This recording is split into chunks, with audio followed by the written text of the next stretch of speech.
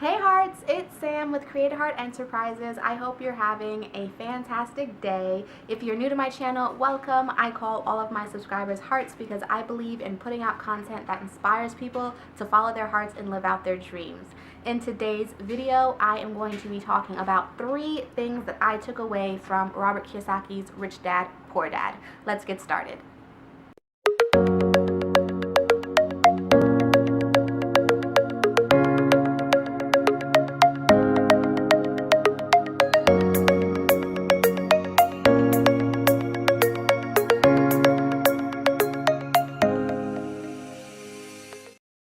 If this is your first time going onto my channel, welcome. I highly encourage you to join the Heart family and hit that subscribe button down below and the bell notification button right next to it so that you never miss another upload. On this channel, we talk everything to help you flourish in your online business.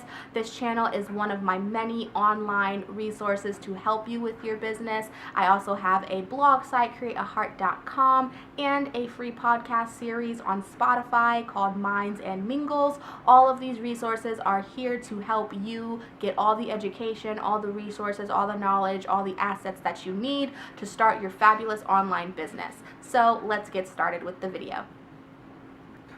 The first takeaway that I got from Robert Kiyosaki's Rich Dad Poor Dad was that the rich do not work for money. If you ever want to achieve financial security, financial independence, financial freedom, you have to stop trading your precious hours for anyone's dollars. Okay, that was the first thing I had to learn. For those of you who don't know, I am a dancer by trade. I got my Bachelor's of Fine Arts in Dance and Choreography from Virginia Commonwealth University. Go Rams!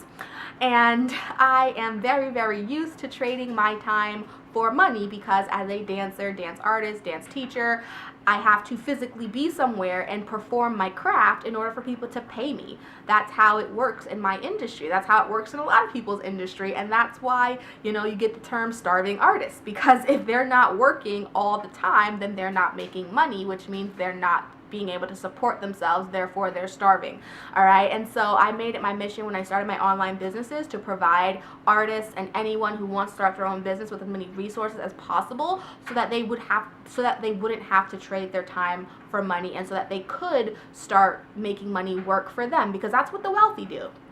All these big-wig financiers, all these business owners who own millions of dollars worth of companies and things like that, they don't work for that money, okay? They have their businesses work for that money, all right? And that's what I teach in all of my online courses and with all of my content, is that you need to stop trading your time for money and start having your money work for you and have your assets work for you. Meaning, if you're starting your own online business, and that's, I say if, but I mean when, because you're watching this video, which means that you're interested in starting your own online business. So when you start your own online business, you're going to have to put a lot of automated systems in place where that business can be working for you online 24/7 while you're asleep, while you're hanging out with your family, while you're eating, while you're cooking, while you're watching a movie, while you're going out to dinner, while you're doing other things maybe with your religious organization, or while you're doing other things with maybe a community organization, you know what I mean? Or while you're going to go take yoga classes, for crying out loud, okay? Like, you have a business that's working virtually 24/7 for you. I have many automated systems set up in my business that work constantly without me having to do anything, so that I can have time to film this free content for you while I'm still making money through other avenues that are constantly working, okay? That's how the wealthy do it.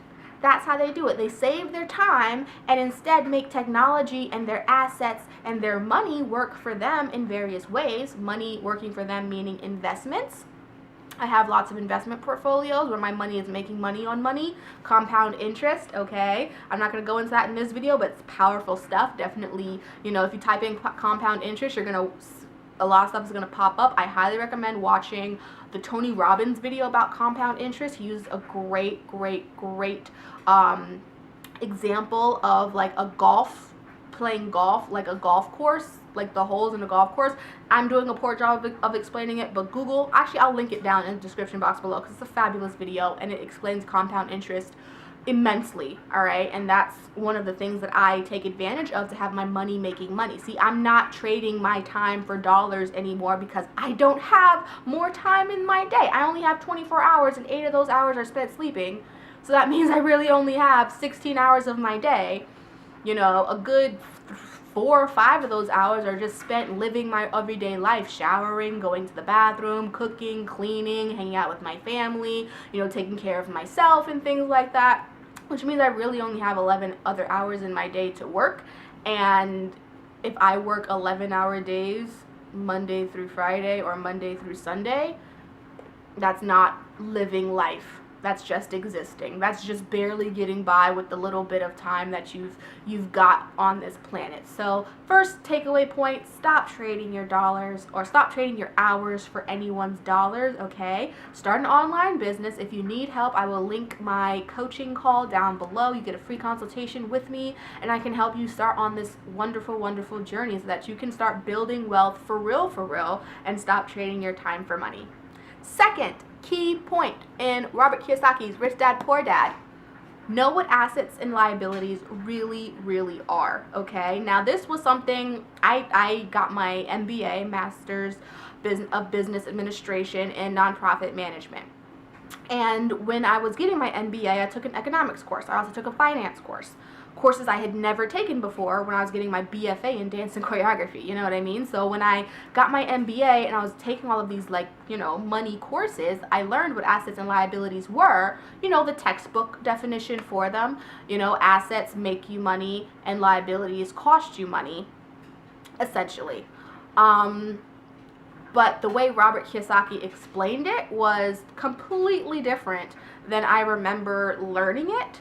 Like now I say, you know, assets make you money and liabilities cost you money, but when I was learning it before in those courses, it was like assets, yes, assets made you money as well, but they also included things that didn't make you money as assets. Like they called, like, you know, like a rare coin collection, they called assets, you know, rare watch collections, rare car collections, you know, pieces of art and things like that. They called all of those things assets as well, but they can't truly be counted as assets because they don't make you money. And that's what Robert Kiyosaki really stresses in this book, is that assets make you money, point blank, period. If it's not making you money, that means it's costing you money, which means it's a liability.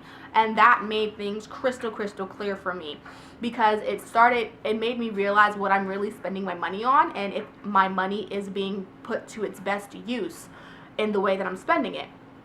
Case in point, if I buy a new car and that car costs $10,000, well, some people might say, well, that car is an asset because you can turn around and sell that car, you know, for like maybe the $10,000 that you bought it for, maybe a little bit less, but you can still get money back off of the car that you bought.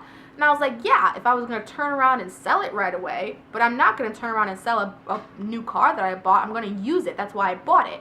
But if I use the car just to drive, you know, to or from work, or if I use the car just to, you know, drive around my neighborhood, am I making money off of that car? No, not unless I'm driving Lyft or Uber, or, you know, renting my car on Turo.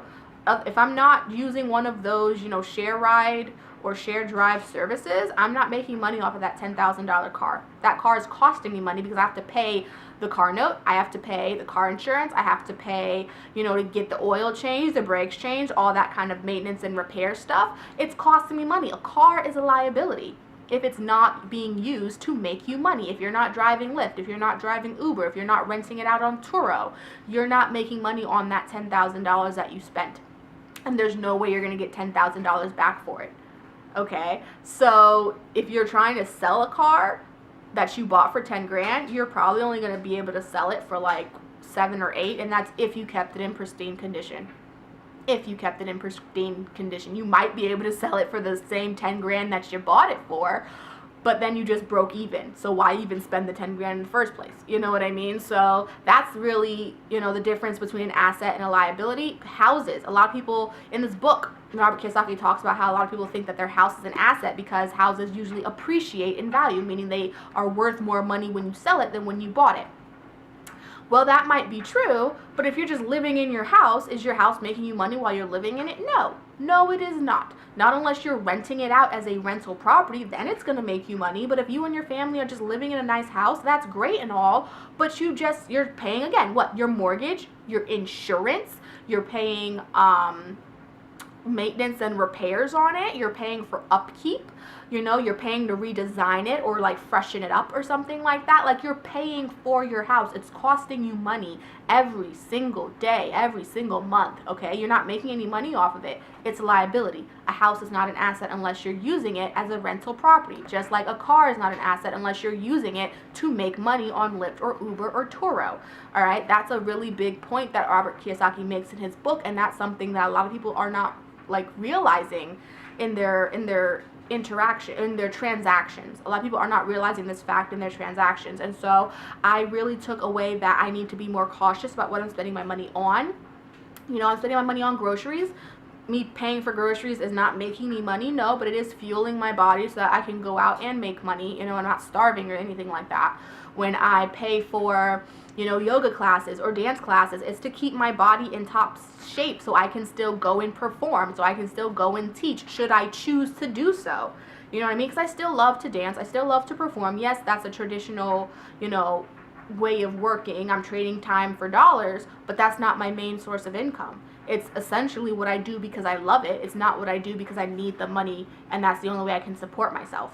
Okay, so when you're spending money, you want to make sure that you're spending money that's going to help you and your life and your assets in the long run. Okay, so whenever I spend money on my business, I know that I'm going to get that money back because I'm creating money with my business. I'm generating revenue with my business and my services, and the things that I paid for are helping me to generate money, which works out in the end because then I end up making more money than I spent, and that's the whole point.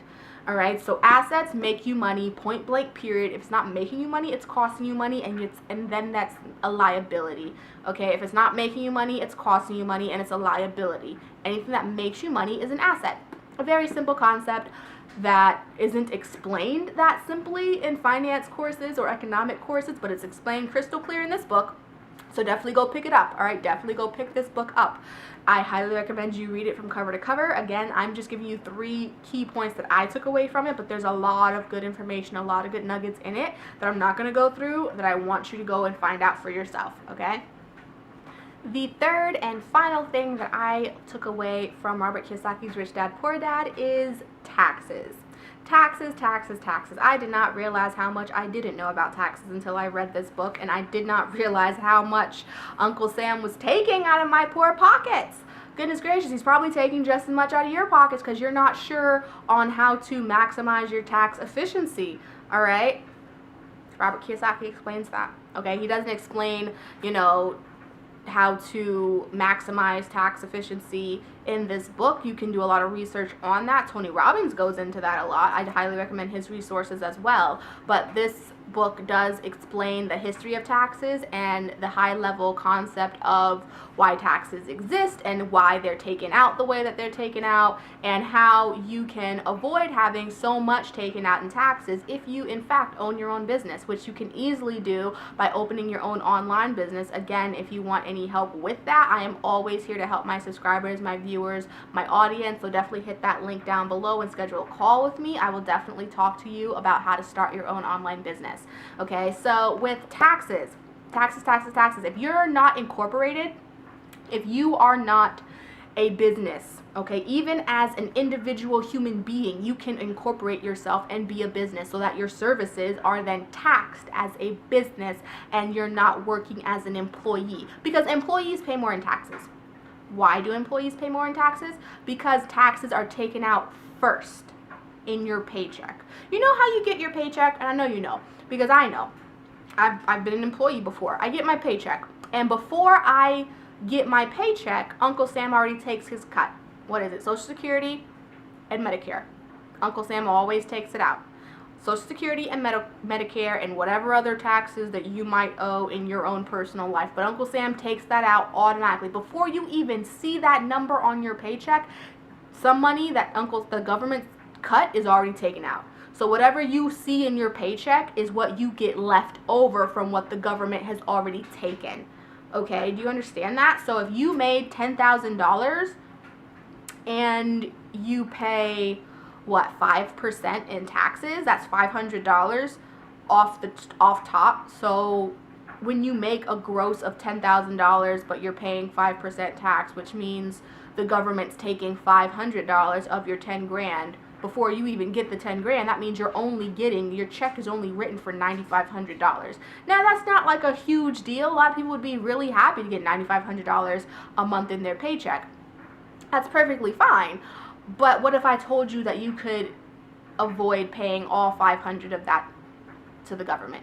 You know what I mean? So instead of just getting 9,500 back, you could probably get 9,800 back, or maybe 9,900 back. Okay, so that's the beauty of knowing the tax laws and knowing tax efficiency with corporations specifically, because what corporation status allows you to do in essence is spend the money before Uncle Sam gets a cut, in which case it lowers the amount of money that Uncle Sam can actually tax. So say we still have the $10,000, right? So my business, I'm not an employee anymore. I own my own online business, and I just got a check for $10,000. Well, I just got that check for $10,000, but, you know, I work from home because I work from anywhere, honestly, because I work online, but I work in the comfort of my home. My home is my office. So, you know, portions of my utilities and portions of my rent can be written off as a business expense, which that 10 grand I just got can pay for. So that 10 grand that I got from my business is now, you know, half of that, some of that's paying for my home and my utilities and my car, because I drive my car to and from clients. So, you know, my car is then being used as, you know, a write-off in terms of me using gas and mileage and, you know, maintenance on my car, because it's a business car that I'm using now. And so, you know, I use some of that $10,000 to pay for my gas, to pay for my maintenance, to pay for, you know, anything I need done on my car, like repairs on my car. So I just use that $10,000 to pay some of my mortgage or some of my rent. I just use that $10,000 to pay, you know, some of my utilities. I just use that $10,000 to pay for my gas and to pay for my maintenance and to pay for the repairs on my car. Well, what else would you need to pay for, you know, as part of that $10,000? Well, I also need to pay for all of the systems in my business that I'm using to run my business. Okay, that might account for, like, you know, a couple $100 here or there, or maybe it accounts for, like, you know, $2,000 or $3,000. You know what I'm saying? So the beauty of being a corporation, if you get what my drift, is that you get to spend the money before Uncle Sam takes his cut. So you get that 10 grand off the top, but then after you get that 10 grand, you're able to spend it as you need it, and then whatever's left over, then that gets taxed. So let's say at the end of the day, out of that 10 grand, you spend maybe 3 to 4 grand of that on your own, you know, expenses for your business, expenses for your home, expenses for your car, because that's all part of your business because you are incorporated. So let's say that was 4 grand. All right, now you got 6 grand left over. Okay, well, 5% of 6 grand is what? That's 300.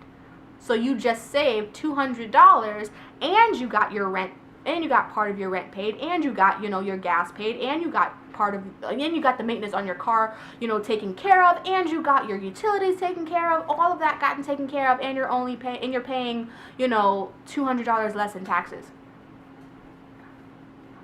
You know what I mean? Like, it's the greatest deal ever. You know what I mean? Because now I'm only paying $300 in taxes. So 10,000 minus 4,000, that's 6,000 minus 300, that's $5,700 left in my pocket. $5,700 left in my pocket versus, you know, whatever it would be with the 9,500, you know, when Uncle Sam took out his 500 before I even got it. You know what I mean? And then I had to pay, you know, that 4,000 out of that for my for like all of my household needs. I'd only have, what, 5,500 left. Now it's only $200. That's a small example, but as the numbers get bigger, it starts making a bigger difference. Okay, I try to keep the numbers nice and round so you can get my drift, but as you start making more money, Uncle Sam wants more money. That's why you see a whole bunch of people who make 6-7 figures a year, you know, working for someone else or whatever. They pay a whole lot of taxes. All right, a whole lot of taxes, as much as 30%. Okay, the more money you make as an employee, the more money Uncle Sam's gonna take out of your pocket. All right, the more money you make as a business, the less money Uncle Sam can take out of your pocket, because you're being smart about your tax efficiency and you're spending your money before Uncle Sam can take it. So whatever he does take is only a fraction of what he would have taken had you not been incorporated. All right, so I hope I was able to explain that clearly. I had my mind blown when I read about it in this book. Again, I highly recommend you read this book. I am giving you only the three biggest takeaways that I got from this book, but there's so much more information to learn, and I highly recommend that you get this book yourself and read it, okay? Definitely read it. It was the first book I read on my journey to entrepreneurship and financial freedom. I recommend it to everybody that I meet if they're ever interested in starting their own business, if they're ever interested in learning, about money and financial literacy. This is the first book I recommend to them. I have read lots of other books since this, and I will be sharing those books with you on this channel as well, but this is the first one. This is the first one, and this is the one I recommend the most, okay? So I hope this has been helpful to you. Again, if you've enjoyed this video, please hit that subscribe button down below and the bell notification button right next to it so that you never miss another upload. If you have any comments, questions, or concerns, definitely hit me up down in the comments below. I respond to my comments. I really love interacting with my subscribers and my viewers. Definitely check out my blog if you're wanting any more information at www.createaheart.com, and I will see you in the next video. Bye.